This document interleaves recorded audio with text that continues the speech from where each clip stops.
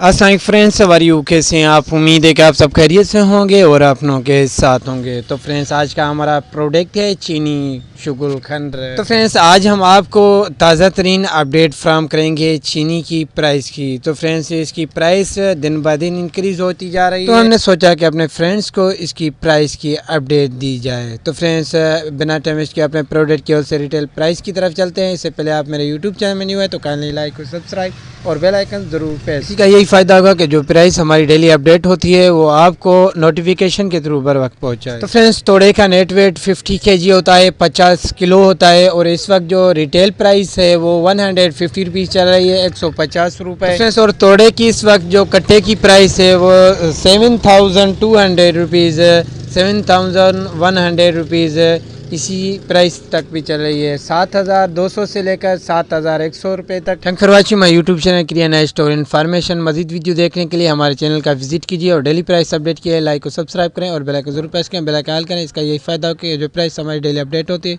वो आपको बरक नोटिफिकेशन के थ्रू पहुँच जाए। अल्लाह।